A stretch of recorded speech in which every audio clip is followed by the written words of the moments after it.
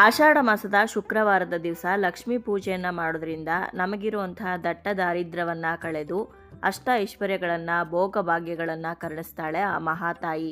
ತುಂಬನೇ ಸರಳ ವಿಧಾನದಲ್ಲಿ ಕಳಸವನ್ನು ಸ್ಥಾಪನೆ ಮಾಡಿ ಆಷಾಢ ಲಕ್ಷ್ಮೀ ಪೂಜೆಯನ್ನು ಯಾವ ರೀತಿ ಮಾಡಬೇಕು ಅಂತ ಇವತ್ತಿನ ಈ ವಿಡಿಯೋದಲ್ಲಿ ನಿಮ್ಮೆಲ್ಲರಿಗೂ ತಿಳಿಸ್ಕೊಡ್ತಾ ಇದ್ದೀನಿ. ವಿಡಿಯೋನ ಎಲ್ಲೂ ಸ್ಕಿಪ್ ಮಾಡದೆ ಕೊನೆವರೆಗೂ ನೋಡಿದ್ರೆ ನಿಮಗೆ ಎಲ್ಲ ಪ್ರಶ್ನೆಗೂ ಉತ್ತರ ಸಿಗತ್ತೆ.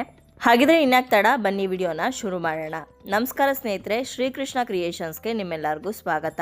ಮನೆಯಲ್ಲಿ ಲಕ್ಷ್ಮೀ ಪೂಜೆ ಮಾಡ್ತೀವಿ ಅಂತಂದರೆ ಶುಚಿ ಶುಭ್ರತೆ ಬಹಳನೇ ಮುಖ್ಯ. ಹಾಗಾಗಿ ಆಷಾಢ ಮಾಸದ ಶುಕ್ರವಾರ ದಿವಸ ನೀವು ಲಕ್ಷ್ಮೀ ವ್ರತವನ್ನು ಮಾಡ್ತೀರಾ ಅಂತಂದರೆ ಮನೆಯನ್ನು ಆದಷ್ಟು ಸ್ವಚ್ಛವಾಗಿ ಇಟ್ಕೊಳ್ಳಿ. ಹಾಗೆ ಮನೆಯನ್ನು ಒರೆಸೋವಂಥ ನೀರಿಗೆ ಸ್ವಲ್ಪ ಗೋಮೂತ್ರವನ್ನು, ಅರಿಶಿನ, ಉಪ್ಪನ್ನು ಹಾಕಿ ಮನೆಯನ್ನು ಒರೆಸಿ ತಲೆಗೆ ಸ್ನಾನ ಮಾಡ್ಕೊಂಡು ಬಂದು ದೇವ್ರ ಮನೆಯಲ್ಲಿ ಲಕ್ಷ್ಮೀ ಫೋಟೋ ಇದ್ದರೆ ಲಕ್ಷ್ಮೀ ಫೋಟೋವನ್ನು ನೀಟಾಗಿ ಒರೆಸಿ ಅರಿಶಿನ ಕುಂಕುಮವನ್ನು ಇಟ್ಟು ಅಲಂಕಾರ ಮಾಡಿ, ಅನಂತರ ಲಕ್ಷ್ಮೀ ದೇವಿಗೆ ಅತ್ಯಂತ ಪ್ರಿಯವಾಗಿರುವಂಥ ಸುಗಂಧ ಭರಿತವಾದಂಥ ಹೂಗಳನ್ನು ಇಟ್ಟು ಅಲಂಕಾರ ಮಾಡಿ, ಕಮಲದ ಹೂವಾಗಿರ್ಬೋದು, ಮಲ್ಲಿಗೆ ಹೂವಾಗಿರ್ಬೋದು, ಸಂಪಿಗೆ ಹೂವಾಗಿರ್ಬೋದು, ಸೇವಂತಿಗೆ, ಗುಲಾಬಿ, ಈ ರೀತಿ ಘಮಭರಿತವಾದಂಥ ಹೂಗಳನ್ನು ಇಟ್ಟು ಅಲಂಕಾರವನ್ನು ಮಾಡ್ಕೊಳ್ಳಿ.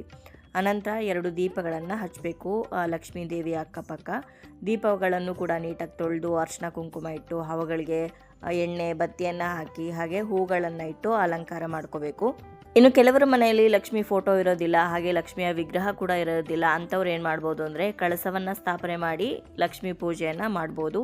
ಕಳಸವನ್ನು ಸ್ಥಾಪನೆ ಮಾಡೋದಕ್ಕೆ ಒಂದು ಪೀಠವನ್ನು ಇಟ್ಕೊಂಡು ಪೀಠದ ಮೇಲೆ ಒಂದು ರಂಗೋಲಿಯನ್ನು ಹಾಕ್ಕೊಂಡು ರಂಗೋಲಿಗೆ ಅರಿಶಿನ ಕುಂಕುಮ ಅಕ್ಷತೆಯನ್ನು ಅರ್ಪಿಸಿ ಪೀಠದ ಪೂಜೆ ಮಾಡಿಕೊಂಡು ಅದರ ಮೇಲೆ ಒಂದು ತಟ್ಟೆಯಲ್ಲಿ ಅಕ್ಕಿಯನ್ನು ಹಾಕಿ ಅದರ ಮೇಲೆ ಕಳಸದ ಚೊಂಬನ್ನು ಇಟ್ಕೋಬೇಕು.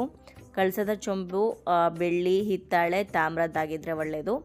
ಅನಂತರ ಅದಕ್ಕೆ ಶುದ್ಧವಾಗಿರುವಂತಹ ನೀರನ್ನು ಹಾಕಿ ನೀರಿಗೆ ಅರಿಶಿನ ಕುಂಕುಮ ಅಕ್ಷತೆ ಒಂದು ಹೂವನ್ನು ಹಾಕಿ ಹಾಗೆ ಒಂದು ನಾಣ್ಯವನ್ನು ಹಾಕಬೇಕು. ನಾಣ್ಯ ಬೆಳ್ಳಿದಾದರೂ ಪರವಾಗಿಲ್ಲ, ಹಿತ್ತಾಳೆ ತಾಮ್ರದ್ದಾದರೂ ಪರವಾಗಿಲ್ಲ, 1 ರೂಪಾಯಿ 2 ರೂಪಾಯಿ ಕಾಯಿನ್ ಆದರೂ ಪರವಾಗಿಲ್ಲ, ಯಾವುದಾದ್ರೂ ಒಂದು ಕಾಯಿನನ್ನು ಹಾಕಿ ಅನಂತರ 5 ವೀಳ್ಯದೆಲೆ ಆಗಲಿ ಅಥವಾ ಮಾವಿನ ಎಲೆ ಆಗಲಿ ಇಟ್ಕೋಬೋದು. ನಿಮಗೆ ಯಾವುದು ಸಿಗುತ್ತೋ ಅದನ್ನು ಇಟ್ಕೊಂಡು ನೀವು ಕಳಸ ಸ್ಥಾಪನೆ ಮಾಡ್ಬೋದು. ಇದೇ ಬೇಕು ಅದೇ ಬೇಕು ಅನ್ನೋ ಅಗತ್ಯ ಇಲ್ಲ. ನಾನಿಲ್ಲಿ ಕಳಸದ 2 ಬದಿಯಲ್ಲಿ 2 ಆನೆಗಳನ್ನು ಏರ್ಪಾಡು ಮಾಡ್ಕೊಂಡಿದ್ದೀನಿ. ಹಾಗೆ ಇವಾಗ ಕಳಸದ ಒಳಗಡೆ ಇಡೋದಕ್ಕೆ ಒಂದು ಹೊಸದಾಗಿ ಕಾಯಿ ತೊಗೊಂಡು ಕಾಯನ್ನು ನೀಟಾಗಿ ಬೇರೆ ಎಕ್ಸ್ಟ್ರಾ ಇರೋವಂಥ ನಾರನ್ನೆಲ್ಲ ತೆಗೆದು ಕಾಯನ್ನು ತೊಳೆದು ಅರಿಶಿನ ಕುಂಕುಮವನ್ನು ಇಟ್ಟು ಕಾಯನ್ನು ಕಳಸದ ಒಳಗಡೆ ಇಟ್ಕೊಂಡು ಇವಾಗ ಮಾಂಗಲ್ಯವನ್ನು ಹಾಕ್ತಾಯಿದ್ದೀನಿ. ಮಾಂಗಲ್ಯ ಇದ್ದರೆ ಹಾಕೊಳ್ಳಿ, ಇಲ್ಲದೇ ಇರೋರು ಏನು ಮಾಡ್ಬೋದು ಅಂದರೆ ಒಂದು ಅರಿಶಿನದ ಕೊಂಬಿಗೆ ಅರಿಶಿನದ ದಾರವನ್ನು ಕಟ್ಟಿ ಅದನ್ನು ಕಳಸದ ಕುತ್ತಿಗೆಗೆ ಕಟ್ಬೋದು. ಅನಂತರ ಇವಾಗ ಕಳಸ ಸ್ಥಾಪನೆ ಆಗಿದೆ. ಕಳಸಕ್ಕೆ ಹೂಗಳನ್ನು ಇಟ್ಟು ಅಲಂಕಾರ ಮಾಡ್ಕೊಳ್ಳಿ. ಮೊದಲೇ ಹೇಳಿದಾಗೆ ಲಕ್ಷ್ಮಿಗೆ ಪ್ರಿಯವಾಗಿರುವಂಥ ಸುಗಂಧ ಭರಿತವಾದಂಥ ಹೂಗಳನ್ನು ಅರ್ಪಿಸಿದ್ರೆ ತುಂಬಾ ಶ್ರೇಷ್ಠ. ನಾನಿವತ್ತು ಮಲ್ಲಿಗೆ ಹಾಗೆ ಕಮಲದ ಹೂವನ್ನು ಇಟ್ಟು ಅಲಂಕಾರ ಮಾಡ್ತಾ ಇದ್ದೀನಿ. ಯಾವ ರೀತಿ ಇಟ್ಟರೆ ಚೆನ್ನಾಗಿ ಕಾಣಿಸುತ್ತೆ ಅನ್ನೋದನ್ನು ನೋಡಿಕೊಂಡು ಇಡ್ತಾ ಇದ್ದೀನಿ. ಲಕ್ಷ್ಮಿ ಅಲಂಕಾರ ಪ್ರಿಯೆ, ಹಾಗಾಗಿ ನೀವು ಎಷ್ಟು ಅಲಂಕಾರ ಮಾಡ್ತೀರೋ ಅಷ್ಟು ಕೂಡ ಲಕ್ಷ್ಮೀ ದೇವಿಗೆ ತುಂಬಾ ಇಷ್ಟ ಆಗುತ್ತೆ. ಇನ್ನು ಲಕ್ಷ್ಮೀ ದೇವಿಯನ್ನು ಕಮಲ ನಿವಾಸಿನಿ ಅಂತ ಕರೀತಾರೆ. ಹಾಗಾಗಿ ಲಕ್ಷ್ಮೀ ದೇವಿಯನ್ನು ಕಮಲದ ಒಳಗಡೆ ಇಟ್ಟು ಪೂಜೆ ಮಾಡೋಣ ಇವತ್ತು ಅಂತ ಹೇಳಿ ಒಂದು ದೀಪವನ್ನು ಇಟ್ಕೊಂಡು ಅದರ ಮೇಲೆ ಕಮಲದ ಹೂವನ್ನು ಇಟ್ಕೊಂಡಿದ್ದೀನಿ. ಹಾಗೆ ನೆಲದ ಮೇಲೆ ಇಡೋದಕ್ಕೆ ಹೋದರೆ ಕಮಲ ಸರಿಯಾಗಿ ಕೂರೋದಿಲ್ಲ ಅಂತ ಹೇಳಿ ಒಂದು ದೀಪ ಇಟ್ಕೊಂಡು ಅದರ ಮೇಲೆ ಕಮಲದ ಹೂವನ್ನು ಇಟ್ಕೊಂಡು ಇವಾಗ ಕಮಲದ ಹೂ ಒಳಗಡೆ ಲಕ್ಷ್ಮೀ ದೇವಿಯ ವಿಗ್ರಹವನ್ನು ಸ್ಥಾಪನೆ ಮಾಡಬೇಕು. ಹಾಗಾಗಿ ವಿಗ್ರಹವನ್ನು ಮೊದಲೇ ನೀಟಾಗಿ ತೊಳ್ಕೊಂಡಿದ್ದೆ, ಅಭಿಷೇಕವನ್ನು ಕೂಡ ಮಾಡಿಕೊಂಡಿದ್ದೆ. ಆ ವಿಗ್ರಹವನ್ನು ಇವಾಗ ಅರಿಶಿನ ಕುಂಕುಮದಿಂದ ಅಲಂಕಾರ ಮಾಡಿ ಕಮಲದ ಒಳಗಡೆ ಕೂರಿಸಿದ್ದೀನಿ. ಎಷ್ಟು ಕಳೆಯಾಗಿ ಅಮ್ಮನವ್ರು ಕಾಣಿಸ್ತಾ ಇದ್ದಾರಲ್ವ.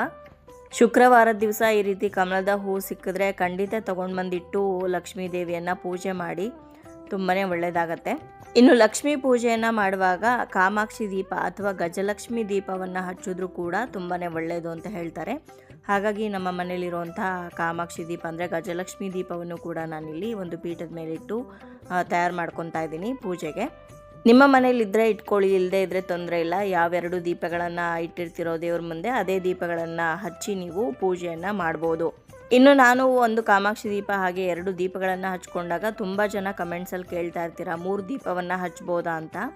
ದೀಪಗಳನ್ನು ಹಚ್ಚೋದಕ್ಕೆ ಇಷ್ಟೇ ಹಚ್ಚಬೇಕು ಅಷ್ಟೇ ಹಚ್ಚಬೇಕು ಅನ್ನೋ ರೂಲ್ಸ್ ಏನೂ ಇಲ್ಲ. ನೀವು ಎಷ್ಟು ದೀಪವನ್ನು ಹಚ್ಚಿದ್ರೂ ಕೂಡ ಅದು ಒಳ್ಳೆಯದೇ. ನಿಜವಾಗ್ಲೂ ಹೇಳಬೇಕು ಅಂದರೆ ಕಾಮಾಕ್ಷಿ ದೀಪ ನಾವೇನು ಹಚ್ಚಿರ್ತೀವಲ್ಲ ಅದನ್ನು ಸ್ವತಃ ಲಕ್ಷ್ಮೀ ದೇವಿ ಅಂತ ಭಾವಿಸಿ ದೀಪವನ್ನು ಹಚ್ಚಿರ್ತೀವಿ. ಹಾಗಾಗಿ ಆ ದೀಪದ ಕೌಂಟನ್ನು ನಾವು ತಗೋಬಾರ್ದು. ಪ್ರತಿನಿತ್ಯ ಒಂದು ಕಾಮಾಕ್ಷಿ ದೀಪ 2 ನಾರ್ಮಲ್ ಕಂಬದ ದೀಪಗಳನ್ನು ನೀವು ದೇವ್ರ ಮನೇಲಿ ಹಚ್ಚಿದ್ರೂ ಏನೂ ತೊಂದರೆ ಇಲ್ಲ, ತುಂಬಾ ಶ್ರೇಷ್ಠ. ಹಾಗಾಗಿ ಯಾವುದೇ ಗೊಂದಲ ಇಟ್ಕೊಳ್ಳದೆ ನೀವು ಕಾಮಾಕ್ಷಿ ದೀಪವನ್ನು 2 ಕಂಬದ ದೀಪಗಳನ್ನು ದೇವ್ರ ಮನೆಯಲ್ಲಿ ಹಚ್ಬೋದು. ಇನ್ನು ಪೂಜೆ ಶುರು ಮಾಡೋದಕ್ಕೂ ಮುಂಚೆ ಗಣಪತಿಯನ್ನು ಪ್ರಾರ್ಥನೆ ಮಾಡ್ಕೋಬೇಕು. ಹಾಗಾಗಿ ಗಣಪತಿಯ ವಿಗ್ರಹವನ್ನು ಇಟ್ಕೊಂಡು ಅರ್ಶಿನ ಕುಂಕುಮ ಅಕ್ಷತೆಯನ್ನು ಅರ್ಪಿಸಿ, ಹೂವನ್ನು ಅರ್ಪಿಸಿ, ಧೂಪವನ್ನು ತೋರಿಸಿ, ಗಣಪತಿಯ ಸರಳವಾಗಿರುವಂಥ ಮಂತ್ರವನ್ನು ಹೇಳಿಕೊಂಡು ಈ ಒಂದು ಪೂಜೆಯಲ್ಲಿ ಯಾವುದೇ ವಿಘ್ನ ಬಾರದೇ ಇರಲಿ ಅಂತ ಕೇಳಿಕೊಂಡು ಲಕ್ಷ್ಮೀ ಪೂಜೆಯನ್ನು ಪ್ರಾರಂಭ ಮಾಡಿದ್ದೀನಿ. ಲಕ್ಷ್ಮೀ ಕಳಸಕ್ಕೆ ಅರ್ಶಿನ ಕುಂಕುಮ ಅಕ್ಷತೆಯನ್ನು ಅರ್ಪಿಸಿ, ಧೂಪವನ್ನು ತೋರಿಸಿ, ಲಕ್ಷ್ಮೀ ದೇವಿಯನ್ನು ಪೂಜೆಗೆ ಆಹ್ವಾನ ಮಾಡಬೇಕು. ನಾನು ಈ ಆಷಾಢ ಶುಕ್ರವಾರ ನಿನ್ನ ವ್ರತವನ್ನು ಮಾಡಬೇಕು ಅಂತ ಅಂದ್ಕೊಂಡಿದ್ದೀನಿ. ನನ್ನ ಇಷ್ಟಾರ್ಥಗಳೆಲ್ಲವೂ ಕೂಡ ನೆರವೇರಲಿ. ನಮ್ಮ ಮನೇಲಿರ್ತಕ್ಕಂತಹ ಎಲ್ಲ ದಾರಿದ್ರ್ಯವನ್ನು ಕಳೆದು ಆಯಸ್ಸು, ಆರೋಗ್ಯ, ಐಶ್ವರ್ಯವನ್ನು ಕೊಟ್ಟು ಕಾಪಾಡು ತಾಯಿ ಅಂತ ಕೇಳಿಕೊಂಡು ಅನಂತರ ಲಕ್ಷ್ಮೀ ಪೂಜೆಯನ್ನು ಆರಂಭ ಮಾಡಬೇಕು. ಲಕ್ಷ್ಮೀ ಪೂಜೆಯನ್ನು ಮಾಡುವಾಗ ಲಕ್ಷ್ಮೀ ಅಷ್ಟೋತ್ರವನ್ನು, ಲಕ್ಷ್ಮೀ ಅಷ್ಟಕಮ್ಮನ್ನು, ಅಷ್ಟಲಕ್ಷ್ಮಿ ಸ್ತೋತ್ರವನ್ನು ಹಾಗೆ ಲಕ್ಷ್ಮೀ ಸಹಸ್ರನಾಮವನ್ನು ಹೇಳಿಕೊಂಡು ನೀವು ಅರ್ಚನೆಯನ್ನು ಮಾಡ್ಬೋದು. ಅಥವಾ ಲಲಿತಾ ಸಹಸ್ರನಾಮವನ್ನು ಕೂಡ ಹೇಳಿಕೊಂಡು ಅರ್ಚನೆಯನ್ನು ಮಾಡ್ಬೋದು. ನಾನಿವತ್ತು ಲಕ್ಷ್ಮೀ ದೇವಿಯನ್ನು ಕಮಲದ ಮೇಲೆ ಕೂರಿಸಿ ಅರ್ಚನೆ ಮಾಡ್ತಾಯಿದ್ದೀನಿ. ಕುಂಕುಮಾರ್ಚನೆಯನ್ನು ಮಾಡ್ತಾಯಿದ್ದೀನಿ. ಲಕ್ಷ್ಮೀ ದೇವಿಗೆ ಅಥವಾ ಹೆಣ್ಣು ದೇವರುಗಳಿಗೆ ಕುಂಕುಮಾರ್ಚನೆ ಮಾಡೋದು ಬಹಳನೇ ವಿಶೇಷ, ತುಂಬಾ ಶ್ರೇಷ್ಠ. ಹಾಗಾಗಿ ನಿಮ್ಮ ಉಂಗುರದ ಬೆರಳಲ್ಲಿ ಹಾಗೆ ಹೆಬ್ಬೆರಳಲ್ಲಿ ಕುಂಕುಮವನ್ನು ತಗೊಂಡು ಒಂದೊಂದು ಹೆಸರುಗಳನ್ನು ಹೇಳುವಾಗ, ಅಂದರೆ ಲಕ್ಷ್ಮೀ ದೇವಿಯ 108 ಹೆಸರುಗಳನ್ನು ಹೇಳ್ಕೊಂಡು ಅರ್ಚನೆ ಮಾಡ್ತೀವಲ್ವ, ಒಂದೊಂದು ಹೆಸರು ಹೇಳುವಾಗ ಒಂದೊಂದು ಚಿಟಿಕೆ ಕುಂಕುಮವನ್ನು ಲಕ್ಷ್ಮೀ ದೇವಿಯ ಮೇಲೆ ಹಾಕ್ತಾ ನೀವು ಅರ್ಚನೆಯನ್ನು ಮಾಡಬೇಕಾಗತ್ತೆ. ಕುಂಕುಮಾರ್ಚನೆ ಮಾಡೋದಕ್ಕಾಗಲ್ಲ ಅಂತ ಅನ್ನೋರು ಬಿಡಿ ಹೂಗಳಿಂದ, ಅಕ್ಷತೆಯಿಂದ ಅರ್ಚನೆ ಮಾಡ್ಬೋದು. ಅಥವಾ ಲಕ್ಷ್ಮಿಗೆ ಪ್ರಿಯವಾಗಿರುವಂಥ ಕವಡೆ, ಗೋಮತಿ ಚಕ್ರ, ಕಮಲದ ಬೀಜ, ಕಾಯಿನ್ಸ್ ಸಿಗುತ್ತಲ್ಲ, ಆ ಕಾಯಿನ್ಗಳನ್ನು ಕೂಡ ಬಳಸಿ ನೀವು ಅರ್ಚನೆಯನ್ನು ಮಾಡ್ಬೋದಾಗಿರುತ್ತೆ. ಅರ್ಚನೆ ಎಲ್ಲ ಆದ ನಂತರ ಮತ್ತೊಂದು ಸಲ ಧೂಪವನ್ನು ತೋರಿಸ್ಬೇಕು. ಧೂಪ ತೋರಿಸಿದ ನಂತರ ನೈವೇದ್ಯವನ್ನು ಮಾಡಬೇಕು. ನೈವೇದ್ಯಕ್ಕೆ ನೀವು ಏನಾದರೂ ಸಿಹಿ ನೈವೇದ್ಯವನ್ನು ಮಾಡ್ಬೋದು. ಪಾಯಸ, ಪೊಂಗಲ್ಲು, ಬೆಲ್ಲದನ್ನ, ಕೇಸರಿ ಬಾತು, ಅಥವಾ ಖಾರದಲ್ಲಿ ಕಲಸಿರೋ ಅನ್ನ ಅಂದರೆ ಅಮ್ಮನಿಗೆ ಬಹಳನೇ ಪ್ರೀತಿ. ಈರುಳ್ಳಿ ಬೆಳ್ಳುಳ್ಳಿ ಹಾಕದೆ ಮಾಡಿರೋವಂಥ ಚಿತ್ರಾನ್ನ, ಪುಳಿಯೋಗರೆ ಆಗಿರ್ಬೋದು, ಖಾರ ಪೊಂಗಲ್ ಆಗಿರ್ಬೋದು, ಮೊಸರನ್ನ, ಈ ರೀತಿ ಕೂಡ ನೀವು ನೈವೇದ್ಯ ಮಾಡ್ಬೋದು. ಅಥವಾ ಸರಳವಾಗಿ ಪಾನಕ, ಕೋಸಂಬರಿ ಇಟ್ಟು ನೈವೇದ್ಯವನ್ನು ಮಾಡ್ಬೋದು. ಇದೇನು ಮಾಡೋದಕ್ಕಾಗಿ ಸಾಧ್ಯ ಆಗಲಿಲ್ಲ ಅಂತಂದರೆ ಒಂದು ಲೋಟ ಹಸಿ ಹಾಲಿಗೆ ಸ್ವಲ್ಪ ಸಕ್ಕರೆ ಹಾಕಿ ಅಥವಾ ಬೆಲ್ಲ ಹಾಕಿ ಇಡ್ಬೋದು.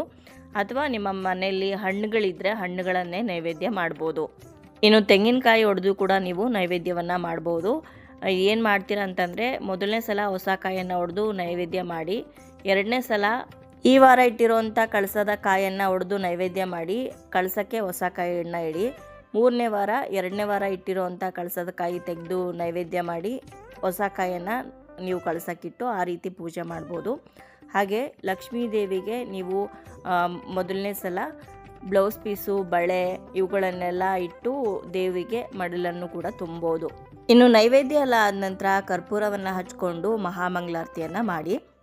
ಇನ್ನು ಈ ಲಕ್ಷ್ಮೀ ಪೂಜೆಯನ್ನು ಯಾವ ಸಮಯದಲ್ಲಿ ಮಾಡಬೇಕು ಅಂದರೆ, ಲಕ್ಷ್ಮೀ ಪೂಜೆ ಮಾಡೋದಕ್ಕೆ ಯಾವಾಗಲೂ ಕೂಡ 2 ಮುಹೂರ್ತಗಳು ಬಹಳನೇ ಶ್ರೇಷ್ಠ.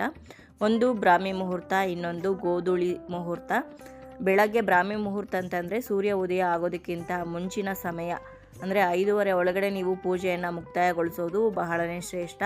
ಅಷ್ಟು ಬೇಗ ಪೂಜೆ ಮಾಡೋದಕ್ಕಾಗಲ್ಲ, ನಾವು ವರ್ಕಿಂಗ್ ವುಮೆನ್ಸ್, ಕೆಲಸಕ್ಕೆ ಹೋಗಿ ಬರಬೇಕು ಅನ್ನೋರು ಸಂಜೆ 5:30ಯಿಂದ 7:30 ಸಮಯ ಏನಿರುತ್ತೆ, ಹಸುಗಳು ಮನೆ ಒಳಗಡೆ ಬರುವಂಥ ಸಮಯ, ಆ ಸಮಯದಲ್ಲಿಯೂ ಕೂಡ ನೀವು ಲಕ್ಷ್ಮೀ ಪೂಜೆಯನ್ನು ಮಾಡೋದಕ್ಕೆ ತುಂಬಾ ಶ್ರೇಷ್ಠವಾಗಿರುತ್ತೆ. ನೀವು ಆ ಸಮಯದಲ್ಲೂ ಕೂಡ ಪೂಜೆಯನ್ನು ಮಾಡ್ಬೋದು.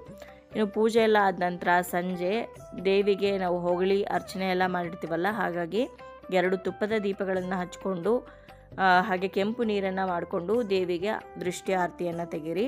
ಆವತ್ತಿನ ದಿವಸ ಮನೆಗೆ ಯಾರಾದರೂ ಮುತ್ತೈದೆಯರು ಬಂದರೆ ಅಥವಾ ಹೆಂಗಸರು ಮಕ್ಕಳು ಬಂದರೆ ಅವ್ರಿಗೆ ಬರೀ ಕೈಯಲ್ಲಿ ಕಳಿಸೋದಕ್ಕೆ ಹೋಗಬೇಡಿ. ಅರಿಶಿನ ಕುಂಕುಮ ತಾಂಬೂಲವನ್ನು ಕೊಟ್ಟು ಕಳಿಸಿ. ಇನ್ನು ಆಷಾಢ ಲಕ್ಷ್ಮೀ ಪೂಜೆಯನ್ನು ಮಾಡಿದ ನಂತರ ವಿಸರ್ಜನೆಯನ್ನು ಯಾವಾಗ ಮಾಡಬೇಕು ಅಂದರೆ, ಶುಕ್ರವಾರದ ದಿವಸನೇ ವಿಸರ್ಜನೆ ಮಾಡೋದಕ್ಕೆ ಹೋಗಬೇಡಿ. ಶನಿವಾರದ ದಿವಸ ಬೆಳಗ್ಗೆ ಸ್ನಾನ ಮಾಡಿಕೊಂಡು ಮತ್ತೊಂದು ಸಲ ದೀಪವನ್ನೆಲ್ಲ ಹಚ್ಚಿ ಪೂಜೆ ಮಾಡಿ ಸ್ವಲ್ಪ ಹೊತ್ತು ಬಿಟ್ಬಿಟ್ಟು ಅನಂತರ ನೀವು ಕಳಸವನ್ನು ಹಾಗೆ ಫೋಟೋವನ್ನು, ವಿಗ್ರಹವನ್ನು ಬಲಭಾಗಕ್ಕೆ ಸ್ವಲ್ಪ ಸರಿಸಿದ್ರೆ ಸಾಕಾಗುತ್ತೆ. ಇನ್ನು ಮುಂದಿನ ವಾರ ಗುರುವಾರದ ಹಿಂದಿನ ದಿವಸನೇ ಎಲ್ಲ ತೆಗೆದು ಪೂಜೆ ಸಾಮಗ್ರಿಗಳನ್ನು ತೊಳ್ಕೊಂಡು ಶುಕ್ರವಾರದ ದಿವಸ ಬೆಳಗ್ಗೆನೇ ಪೂಜೆ ಮಾಡೋದಕ್ಕೆ ಅಣಿ ಮಾಡ್ಕೋಬೋದು, ಗುರುವಾರದ ದಿವಸನೇ. ಇನ್ನು ಪೂಜೆ ಎಲ್ಲ ಮುಗಿದ ನಂತರ ಕೈಯಲ್ಲಿ ಅಕ್ಷತೆ ಮತ್ತು ಹೂವನ್ನು ಇಟ್ಕೊಂಡು ನಿಮ್ಮ ಮನಸ್ಸಿನಲ್ಲಿರೋದನ್ನು ಕೇಳಿಕೊಂಡು ಅಕ್ಷತೆ ಮತ್ತು ಹೂವನ್ನು ದೇವಿಗೆ ಅರ್ಪಿಸಿ ಆನಂತರ ಸಾಷ್ಟಾಂಗ ನಮಸ್ಕಾರ ಮಾಡ್ಕೊಳ್ಳಿ. ಹಾಗೆ ಏನಾದರೂ ಪೂಜೆಯಲ್ಲಿ ಅಡಚಣೆಗಳಾಗಿದ್ದರೆ ಕ್ಷಮಿಸುವಂಥ ದೇವರ ಹತ್ರ ಕೇಳಿಕೊಂಡು ನಿಮ್ಮ ಪೂಜೆಯನ್ನು ಮುಕ್ತಾಯಗೊಳಿಸ್ಬೋದು. ಈ ರೀತಿ ತುಂಬಾ ಸರಳವಾಗಿ ನೀವು ಆಷಾಢ ಮಾಸದಲ್ಲಿ ಲಕ್ಷ್ಮೀ ಪೂಜೆಯನ್ನು ಶುಕ್ರವಾರ ದಿವಸ ಮಾಡ್ಕೋಬೋದು. ಇನ್ನು ಮನೆಯಲ್ಲಿ ಆಲ್ರೆಡಿ ಒಂದು ಕಳಸವನ್ನು ಇಟ್ಟಿರ್ತೀವಿ, ಮತ್ತೊಂದು ಕಳಸವನ್ನು ಸ್ಥಾಪನೆ ಮಾಡಬೇಕಂತ ಕೇಳೋದಾದರೆ ಅಗತ್ಯ ಇಲ್ಲ. ಅದೇ ಕಳಸಕ್ಕೆ ನೀವು ಲಕ್ಷ್ಮೀ ಪೂಜೆಯನ್ನು ಮಾಡ್ಬೋದಾಗಿರುತ್ತೆ. ಇನ್ನು ಕಳಸ ಇಡದೆ ಸರಳವಾಗಿ ಯಾವ ರೀತಿ ಮಾಡ್ಕೋಬೇಕು ಅಂತ ನಾನು ಈಗಾಗಲೇ ವಿಡಿಯೋ ಮಾಡಿ ತಿಳಿಸಿದ್ದೀನಿ. ಈ ಪೂಜೆ ಜೊತೆ ಉಪ್ಪಿನ ದೀಪವನ್ನು ಹಚ್ಬೋದಾ ಅಂತಂದರೆ ಹಚ್ಬೋದು, ಏನೂ ತೊಂದರೆ ಇಲ್ಲ. ಅದನ್ನು ಸಪ್ರೇಟಾಗಿ ಒಂದು ಪೀಠದ ಮೇಲೆ ಇಟ್ಟು ಉಪ್ಪಿನ ದೀಪವನ್ನು ಕೂಡ ನೀವು ಹಚ್ಕೋಬೋದು. ನೋಡಿದ್ರಲ್ವ ಸ್ನೇಹಿತರೆ, ಇವತ್ತಿನ ಈ ವಿಡಿಯೋದಲ್ಲಿ ತುಂಬಾ ಸರಳವಾಗಿ ಆಷಾಢ ಶುಕ್ರವಾರ ಲಕ್ಷ್ಮೀ ಪೂಜೆಯನ್ನು ಯಾವ ರೀತಿ ಮಾಡಬೇಕು ಅಂತ ತಿಳಿಸ್ಕೊಟ್ಟಿದ್ದೀನಿ.